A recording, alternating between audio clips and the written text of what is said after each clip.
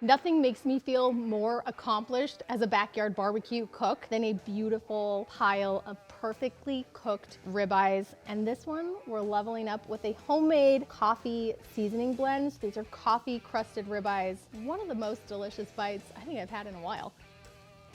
You're gonna wanna stick around for this one. First things first, let's fire up our grill. I'm cooking on charcoal today, a classic Weber kettle, because we're setting up 2-zone heat. That means half of my grill is gonna have hot coals.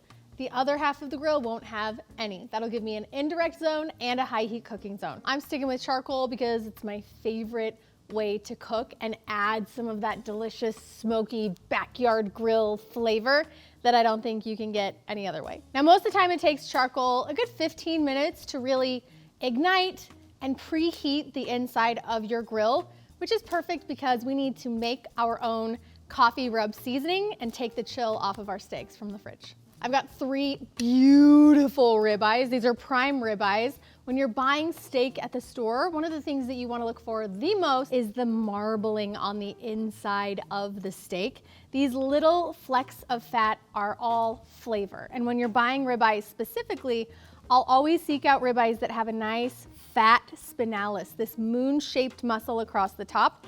It's one of my favorite bites on any steak ever. It is packed with flavor and has the most amazing texture. So these steaks are beautiful. Having them out of the fridge for a good 20 minutes will help, like I said, take the chill off from the refrigerator and kind of kickstart that slow rise in cooking so we get a beautiful pink center on our ribeyes. Now we have to make our seasoning blend. Barbecue pro tip from me to you. I sell barbecue seasonings. Obviously I want you to use my seasonings. It's great for business. But what's really part of the fun and part of the journey towards becoming a backyard barbecue hero is experimenting with flavors, and a lot of backyard barbecue style flavors start with a dry rub seasoning. That's why my book has over a dozen dry rub seasonings in it, including this coffee rub, because I want you to be able to start customizing flavors that you like and that your family likes. And a great way to do that is just by starting out and mixing your own. So I'm just gonna follow the recipe in the book exactly. I'm making this in a mortar and pestle. You could use a spice grinder as well. But one of the reasons we're doing that is because we're starting with whole coriander seeds. And I really like the texture of those coriander seeds in the rub. It gives it some body, which is really nice. As always, the full recipe for this will be in the description. Or if you want a handheld version that you never have to scroll to or you never have to see an ad for, obviously it's in my cookbook as well. So we're gonna kick things off with kosher salt. A nice flaky coarse salt is important here. If you are using a table salt, you need to reduce the amount because kosher salt is flaky. It takes up more volume without being quite as salty. So keep that in mind when you're making rubs at home. Now this is kind of my secret ingredient in my coffee rub that sets it apart from a lot of coffee rubs you would buy commercially. This is actually instant coffee powder. These granules are dehydrated coffee. A lot of coffee rubs use coffee beans that are ground up, but I find it gives it a bitter flavor and kind of a gritty texture. By using the instant coffee, you get all of the flavor and body and depth of coffee without any of the unpleasant side effects of using it in a high heat cooking application. I also go in heavy with garlic powder. I'm one of those people that like, whatever the garlic is, you can just double it. Yeah, 2 tablespoons of garlic powder. It's generous, okay? There's as much garlic powder as there is salt in this recipe, but that's how I like it. Again, you can adjust to your own taste. Some smoked paprika. This will reinforce the smokiness that we're getting from the grill, and the paprika will give it an earthy, beautiful color. Some black pepper, those crushed coriander seeds, onion powder, some chili powder. Not too much spice, but some warmth, which is really nice. And then just a half a teaspoon of cayenne, because I do like some heat with my beef. I think it's a beautiful complement. I'm just gonna grind this all up with my mortar and pestle and just crush those coriander seeds and make sure the entire seasoning blend is well mixed.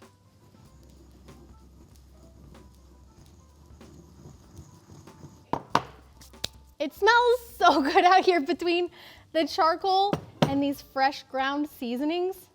I'm so excited. I'm gonna season these steaks liberally on both sides. I wanna season them while the grill is finishing preheating and let them sit for about 10 minutes. The salt is gonna draw a little bit of moisture out of the steaks and it's gonna dissolve those coffee granules so that that flavor is evenly distributed across the entire surface area of our steak. If I could give you one barbecue pro tip here, it is season more liberally than you think you should. This will give you more of a restaurant quality style of steak, and you're gonna lose some of the seasoning. When you put it on the grill, when you flip it on the grill, even when you're just moving it around on the plate, it's not all gonna stick. So by going a little bit heavy-handed at the start, you'll end up with a better tasting steak at the end. I'm just gonna let these rest while my grill finishes preheating. This makes a decent amount of seasoning. So I actually like to jar this up. It'll actually last for a couple of years on your pantry shelf. If you ever wanna refresh the flavor, add it back to the mortar and pestle, give it a grind, and it'll freshly release oils in the seasonings themselves. It'll taste as good as it did the first day, or you can bottle it up and give some away as a gift. Barbecue is always a little bit better when you share it. Our steaks have been sitting for a minute. You can see the seasoning texture has changed. As the moisture has pulled out, it's dissolved the coffee and some of the salt. These are ready to get on the indirect heat side of the smoker. Now, one of the fun things about the cookbook is we have the rub recipe, but I also have a beef section, and I have a recipe in here for reverse seared ribeyes. Now, if you're familiar with the reverse sear, it's starting on indirect heat over your grill so that the temperature rises slowly on the inside of the steaks, and then finishing with an incredibly high heat sear to give us a beautiful crust. And what we want with these ribeyes is a crust. So we're using 2 recipes from the book today. We'll also be following the method in the cookbook for these reverse seared ribeyes, which is kind of fun. I'm not making the resting butter, but the beautiful part about the book is you can mix and match. These steaks are going on the indirect heat side of my grill until they reach an internal temperature about 10 degrees away from my finished target temperature. I like to pull my reverse seared steaks over to sear at about 115 to 120 degrees. Depending on the temperature of your grill, that could take anywhere from usually about 40 to 45 minutes, sometimes up to an hour if your temperature is pretty low. But we'll keep an eye on these with an internal thermometer so we don't overcook them. And the smell, I'm already so excited to eat, actually. They smell so great.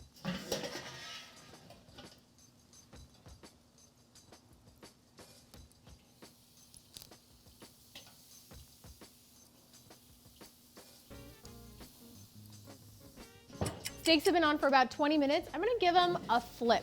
Now, these are on indirect heat. However, there's still a little bit of heat coming from the bottom, so giving them a flip halfway through this cooking process will make sure that they're evenly cooked all the way around.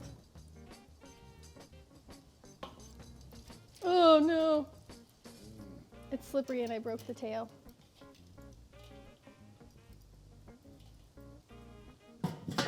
We'll give those another 10 minutes before I start checking temperature, but I bet they'll take another 20 before they're ready to sear. Our steaks have been on another 20 minutes. We've got some hot coals on this side. Check the temperature on our steaks over here. Around about 122, 123, a little higher than I wanted, but sometimes that's how it goes. It's okay because we have some nice hot coals over here. We're gonna get a very sizzly, beautiful sear and a nice charred crust on the outside of these ribeyes. And it usually only takes 1 to 2 minutes per side. It'll go really quick. Plus, it's time for my favorite segment of the episode, barbecue ASMR.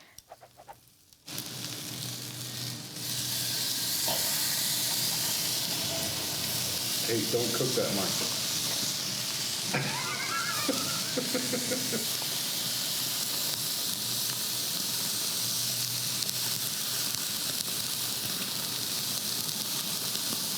That's a really good sound.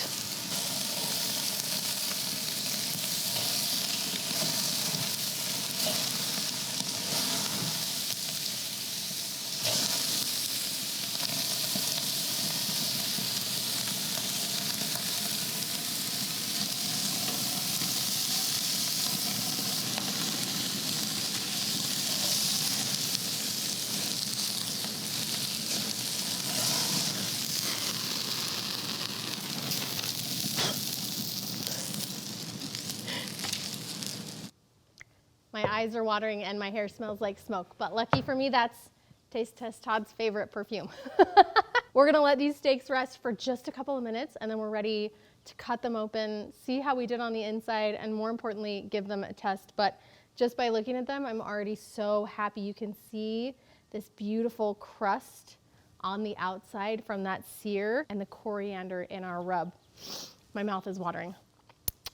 Steaks have rested for a few minutes. By letting them rest for a couple minutes, that carryover cooking process peaks and then comes back down, makes it perfect for our steaks to cut into and have a really juicy, delicious bite that's at the perfect temperature. So first we're gonna get into this guy over here, cut it in half, and get a nice, juicy cross section of this ribeye.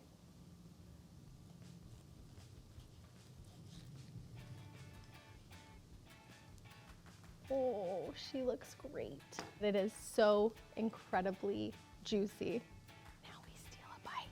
Shh. If you take it right out of the middle and then slide the two pieces back together, maybe nobody will know. Rub it on the cutting board. Pick up not just the juices, but any like seasoning that's down there. All of that coffee flavor from the rub.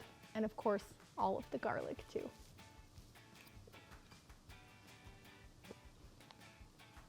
I mean, listen, the ribeye is a perfect steak, but the rub itself is really the standout here because you still taste all of the beef. And the coffee flavor in the rub, it doesn't hit you over the head with coffee. It provides this rich, earthy, deep, almost slightly bitter note that makes the richness of that ribeye even richer. And it is the perfect, like, weighted counterbalance. And I would just like to eat the whole entire thing. But I already had a bite, so that means it's somebody else's turn to come have a bite. Come here, Todd, because I love. Hello. Hi. Taste Test Todd here, reporting for duties. I love you the most, so you're getting a bite of the spinalis right here. Also me too. I love like beef rub, but man, it just is a completely different flavor profile. It's an amazing change up on flavor from your classic like salt and pepper rub, but it doesn't overpower the beef itself. No, that coffee's, I don't even like coffee, but it's like really good in there. You can tell. It's actually got a really beautiful, I would say medium rare, but this is actually creeping a little bit closer up towards medium, which given how juicy this steak is, I'm not too sad about. Now here's the deal. It is actually really easy to cook amazing steaks like this at home. You saw, it's not a lot of steps.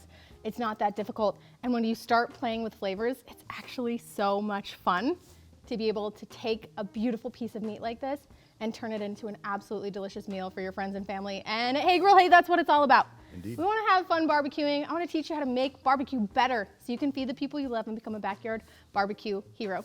Just like the name of the cookbook.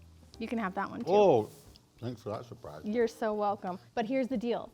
You have to come back next week because we'll be posting another video. This time we're doing my whiskey peach pork tenderloin. Hooah. Absolutely delicious, incredibly simple, and it'll help you make better barbecue just like this.